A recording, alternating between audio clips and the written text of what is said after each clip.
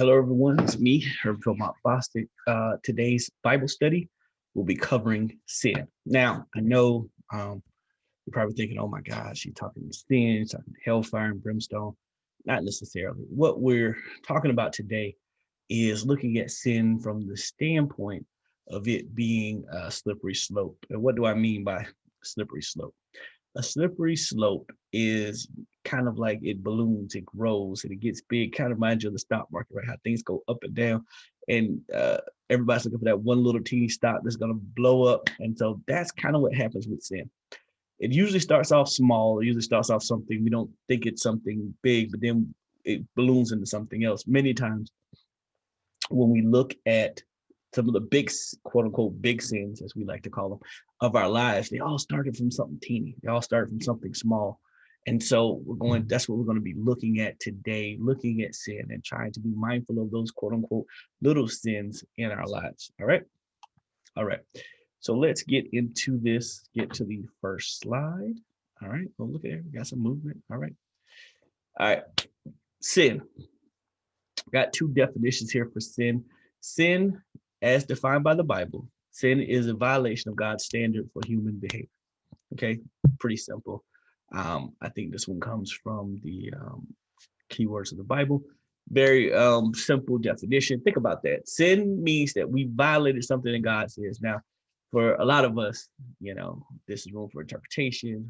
Who's God? We want to argue about that. But whatever God says, we violate against what God says for human behavior, that is sin. Okay. If you believe as a Christian, you believe that God is the head of your life. He owns you. He is in charge. So if he's in charge, he sets the rules. Same way with parents. Generally, parents set the rules in their house, right? And the kids, the children or whomever have to obey the rules of that house. Okay. And if you violate the rules, there's punishment. Same thing with God. God is the commander of the universe. Whatever he says rules, we are supposed to follow, whether we like it or not. And I think a lot of times that's where we have trouble. We only want to follow the sins that we actually like. We only want to follow the things that we want to do. We have to understand that we have to just do what God called us to do. All right, second definition says evil doing seen in religious perspective, not only against humanity, society, others, or oneself, but against God. Not only okay, so when we sin against God. If we violate His law, we sin against Him, and so we that's what we're really going to be exploring. We're not going to spend too much time. You know how I usually get into a lot of depth and stuff like that, but we're going to spend a lot of time focusing in on one particular chapter today. And here's why we're going to focus on that chapter. Because sin is a problem. Most of us don't see it as a problem. Most of us, when we look at people, we see character flaws, but usually it's a sin problem that we need to deal with. Most time we see people in a very bad situation, it is because of some sin in their life. This is not always true. Remember Job. Job didn't know what had caused him to get in this predicament, but his friends kept thinking that. It's not universal, but what I'm saying is there's a lot of sin in us that we don't sometimes recognize, right? Because what problem with sin is it causes division between us and God. It's hard for you to follow God when you're not doing what God tells you to do, right? Going back to our analogy as a parent, if your children aren't behaving as you would like them to, then that causes a bit of division, right? Think about it. When you were a teenager and you wanted to do your own thing, you wanted to rebel and so on and so forth. You did that, and it caused a bit of a rift between you and your parents. Eventually, I'm sure most of us, we end up making up. But at that season, it caused a rift, right? All right. The other thing we have to worry about is sin grows rapidly. The Bible a lot of times talks about sin, comparing it to yeast. I don't know if there's any bakers out there, but if you ever seen like any pizza or anything like that, it usually starts with a little bit of, teeny amount of yeast, and it balloons this flour up into massive size. And so what you have to understand is that's how sin is. It starts off small, but it ends up being big. Think about having a slow leak in your tire. Generally, you don't really notice it. You don't really notice it. And then one day you come out and your tire's just flat and you can't go anywhere. That's kind of what happens with sin. The devil is often compared to a lion. And I do think that's a very good concept because if you think about it, the lions are ambush hunters. They don't really like just run up on something and attack it. They usually try to ambush something in order to eat. And so that's kind of the Satanist. Sometimes a lot of times he don't come on you straight on. He attacks you from behind. He sneak attack. It's things like that. And so we have to be mindful of those situations. All right. All right. So the bulk of our study is going to be in 2 Samuel chapter number 11. This is generally referred to as David and Bathsheba, David sinning with Bathsheba. And so we're really going to look at David's sin in this particular chapter. So we're going to walk through the text and we'll talk about it. All right. 2 Samuel 1, we're going to start off with just verse 1. Look at that. It says, then it happened in the spring at the time when kings go out to battle that David sent Joab, his servant, with him and all Israel, and they brought destruction against the sons of Ammon and besieged Rabbah, but David stayed in Jerusalem. All right, so here's what's going on. In the previous chapter number 10, the king of the Ammonites die. King of the Ammonites die, and he was nice to David. And so his son, Hanan, takes over, becomes king. So when Hanan becomes king, David remembers the kindness that Hanan's father, the king of the Ammonites, had showed him. And so he sent his emissary to go talk to him, say, hey, man, I heard you, king, trying to make sure us, we're going to be cool, looking out for you, blase, blase. So this new king basically tells David's servant, you step outside for a second. He step outside and they were kind of like he calls and so they think that the guy is a spy, right? Oh, he's coming to spy out the city. So they mistreat David's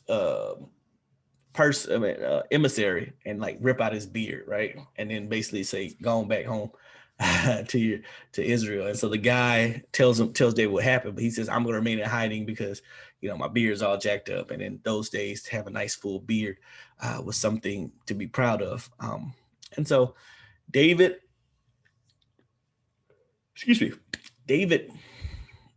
goes to war with the Ammonites because of this, right? And so the text says it happened in the spring at the time when kings went out to battle. So generally kings fought in the spring and the fall for two reasons. One, the summer in Israel is way too hot. Two, the winter, it usually rains all the time, so it impedes how fast your army could move and, things of that nature. And so the spring and the autumn were the two best times to go.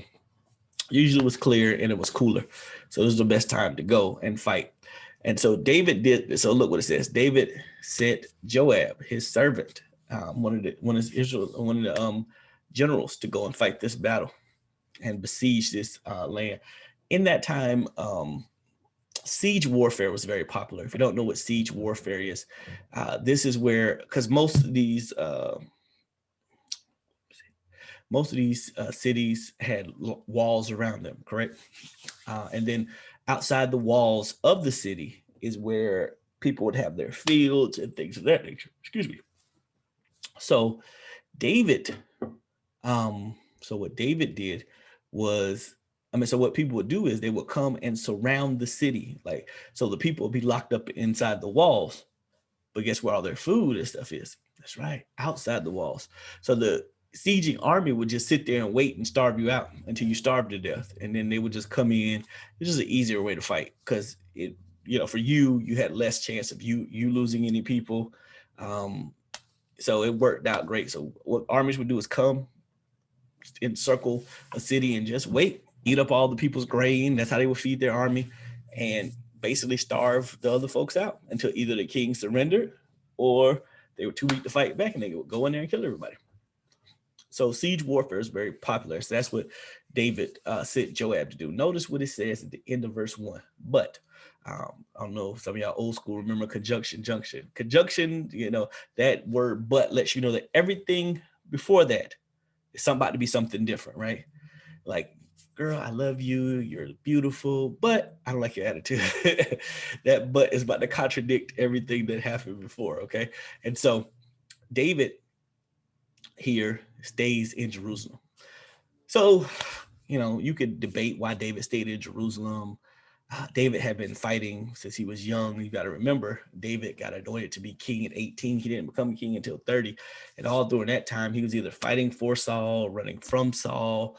It was just a lot going on. David spent a lot of time in warfare. So he could have honestly just been tired of fighting in war. He just wanted to. The problem with that was David was now the king. Okay. We definitely see this a lot of times in family dynamics, especially parents, especially men, right? We get tired, so we abdicate our responsibilities, and then that's what causes problems. And that's what we're going to see for David.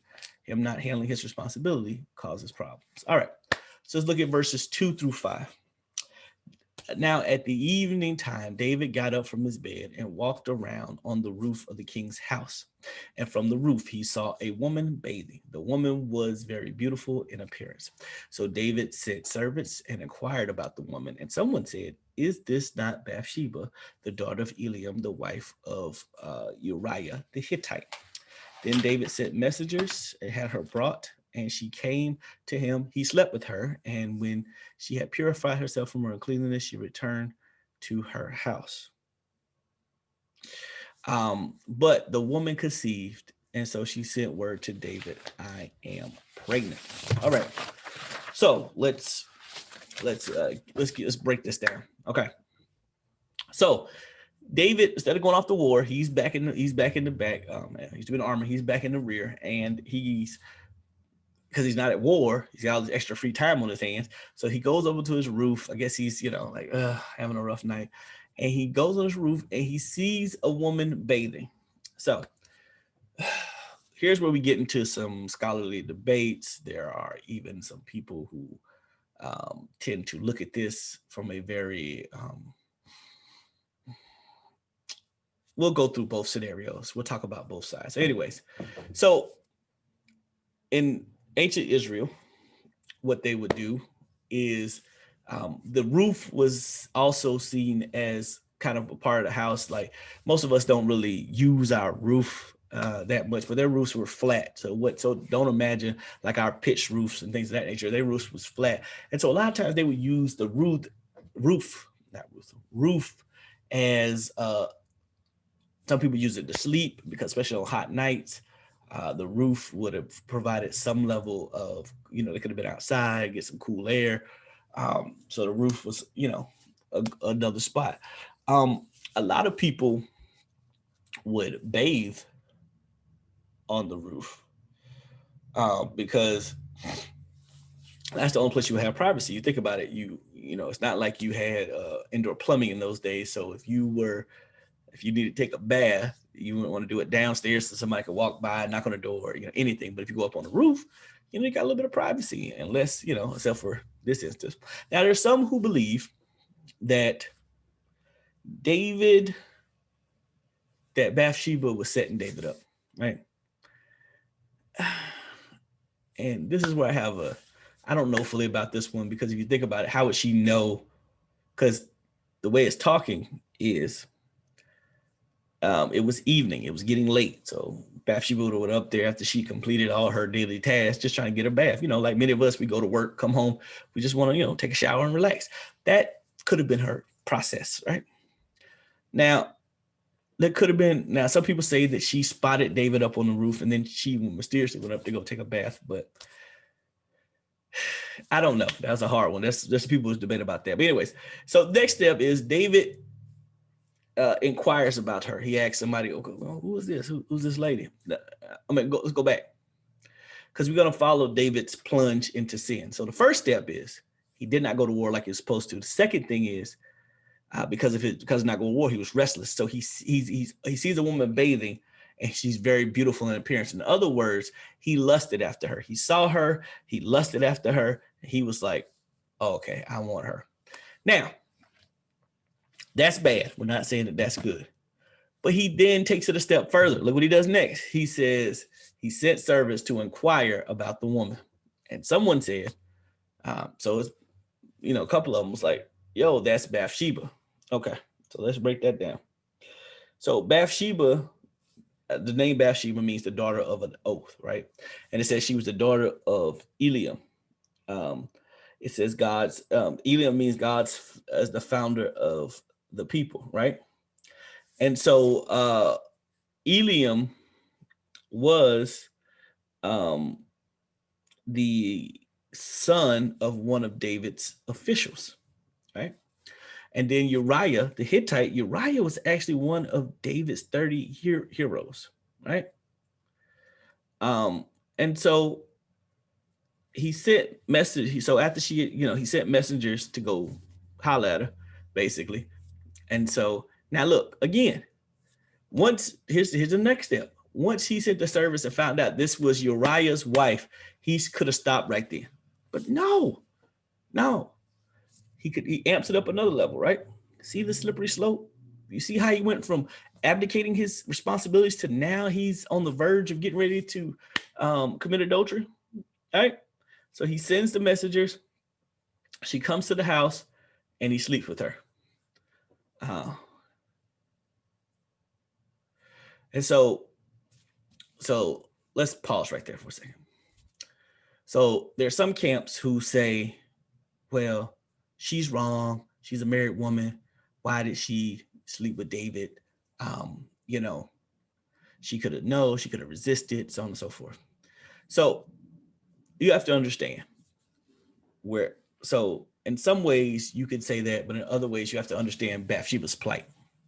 First off, when the king comes calling for you, you show up, okay? When the king comes calling, you show up. It's not like you can pick and choose if you want to come or not, right? It's imagine, so if you did not come when the king called, you could be killed, right? You could be killed, all right? And so after you could have been killed. Now, there is some thought that maybe since she, of course, the king, she knew who he was.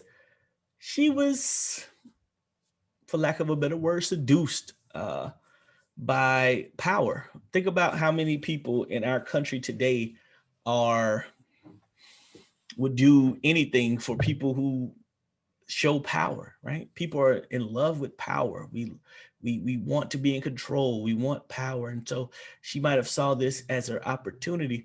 There's some, while some people being judgmental, there's some married women now, right?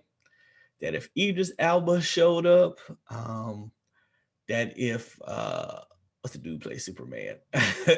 If he shows up, if certain dudes show up, married or not, something's going to happen, right? And so let's not act like and put on airs as if, for some of us, I'm not saying it's universal, but some of us know that there are some people out there that if, if they came a knocking, we would surely give them a try. And so the text says he slept with her. And when she had purified herself from her uncleanliness.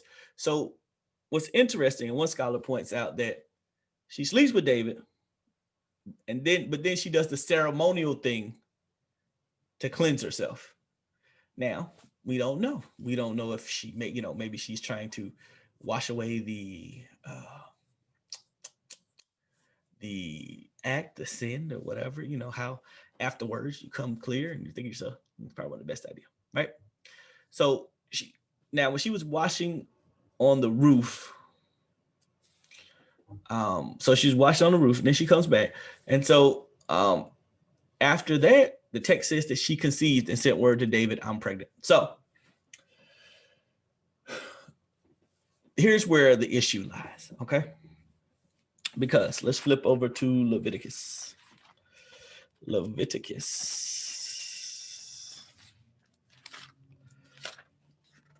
Exodus, Leviticus chapter number 20. I'm going to read verse number 10. Leviticus 20 and 10, which says, if there's a man who commits adultery with another man's wife, one who commits adultery with his friend's wife, and the adulterer and the adulteress shall surely be put to death. So now David and Bathsheba both have a problem. Bathsheba, a little bit more than David. I mean, because of David's position, because of David being a man, he could have denied paternity and they would have stoned her to death. Okay. She would have got killed. If you remember in John chapter 8, they bring to Jesus a woman caught in the act of adultery. I always found it weird they brought her, not the guy, because I don't know, it's hard to adulterize by yourself. But so she says words to David saying, look, I'm pregnant. Now,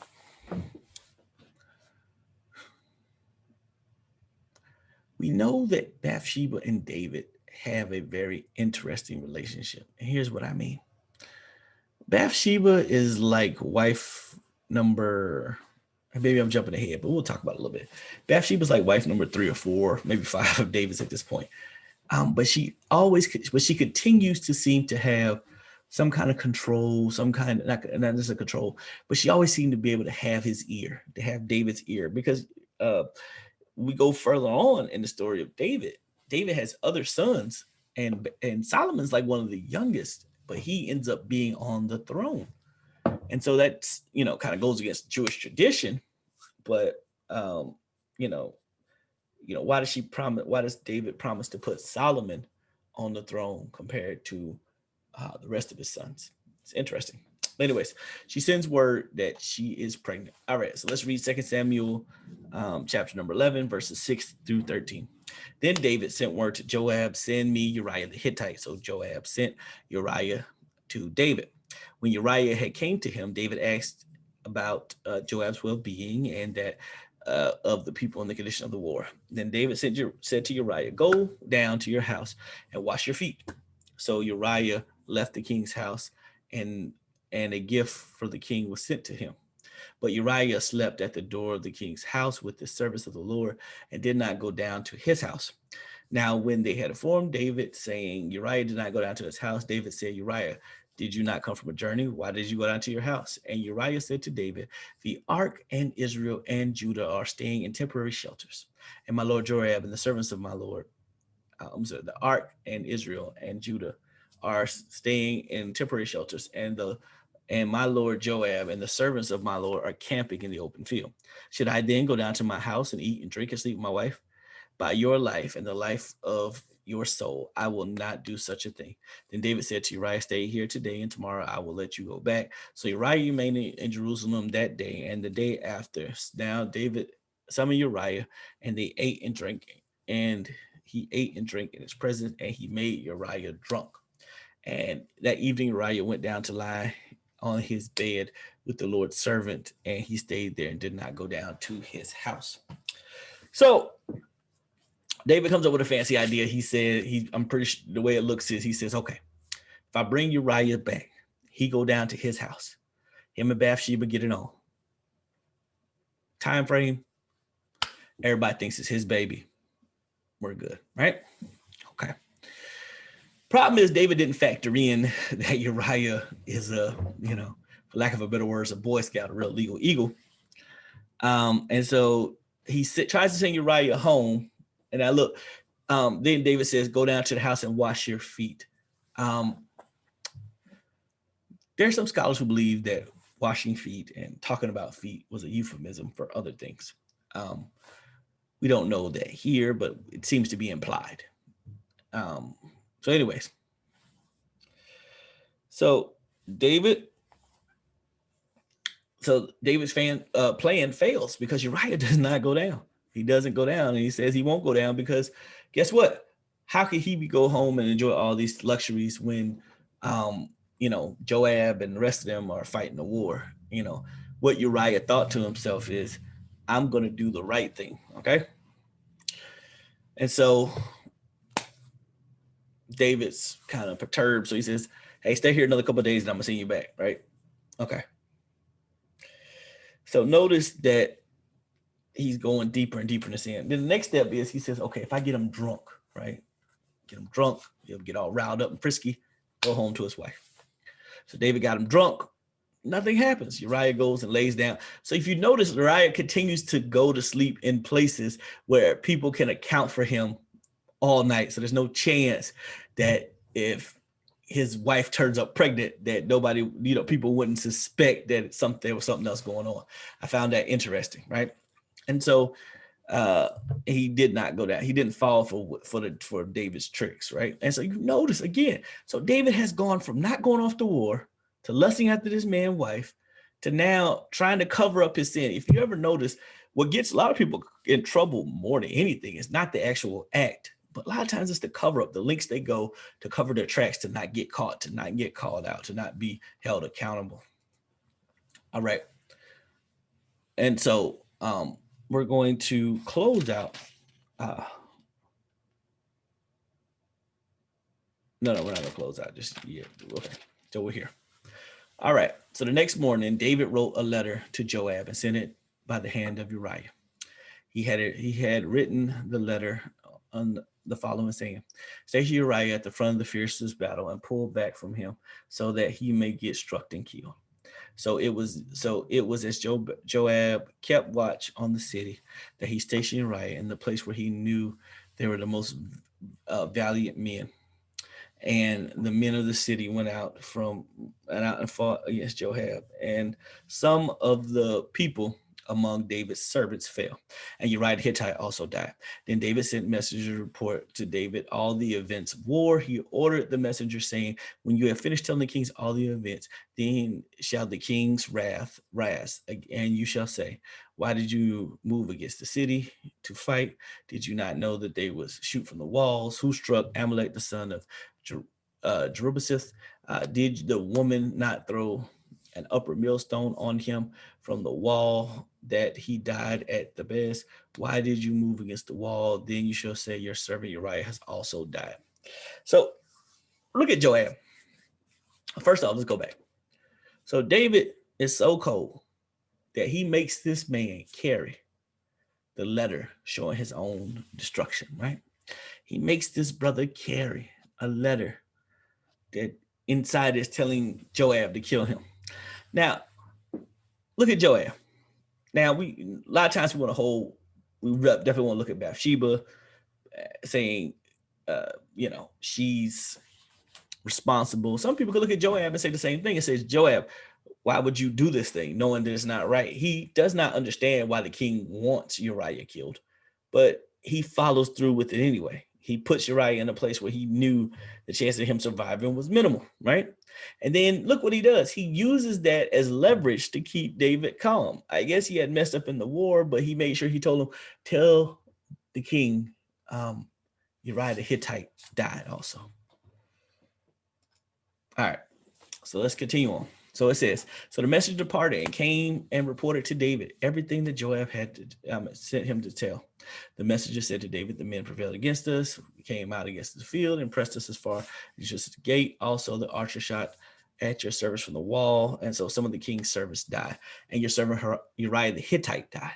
Then David said to the messenger, this is what you shall tell Joab. Do not let this thing displease you, for the sword devours one as well as the other. Fight with determination against the city. You shall overthrow it. Now, this is ridiculous, right? And here's what I mean.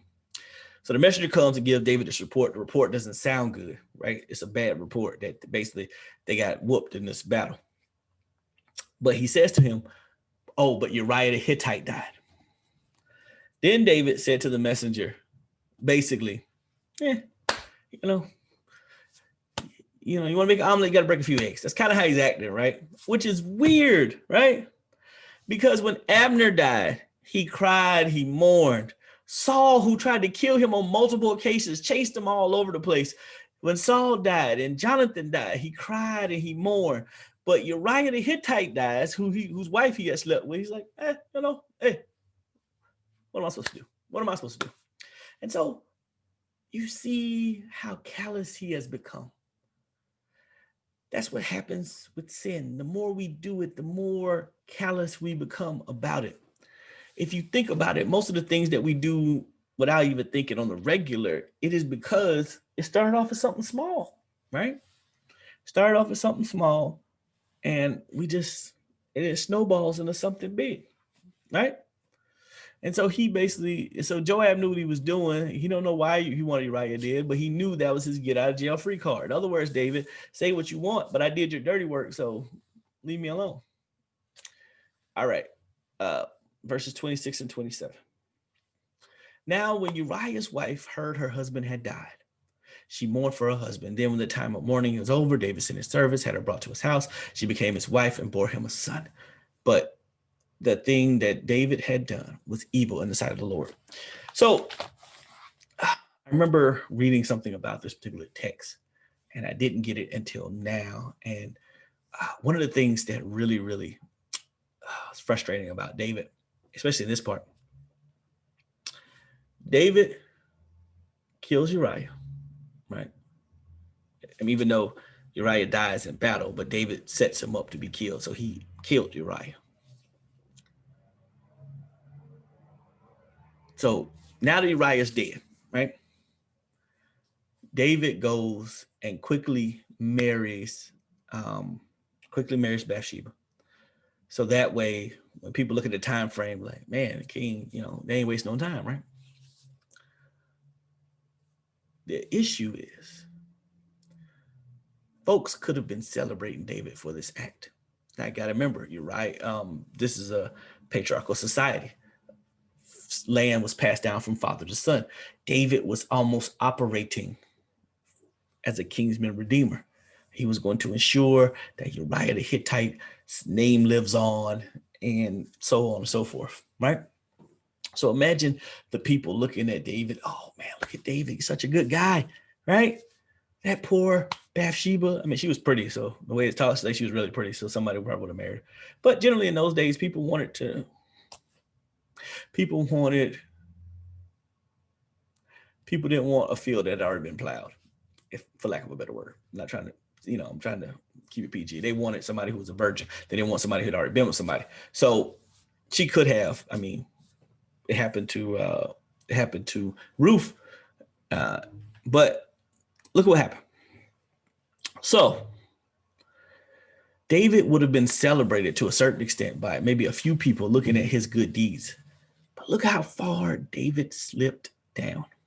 Look how far he transgressed from just not going to war to getting here. I know some of you saying, "Oh, Pastor, that's a stretch. That's a stretch, right?" But if you look over your life, you'll notice that one little thing led to another thing, and it ballooned into something big. And so when you think about your life, ask the Holy Spirit to really, really comb through your life and look at the sins in your life and ask yourself, is there some slippery slope I've been on? And I feel like you would find that maybe the reason why you're doing X is because of some other things that happened in the past. All right. Thank you for tuning in. We hope and pray that you got something out of this. Please continue to watch us on our YouTube channel. God bless you and keep you. May his face shine upon you and give you peace. God bless.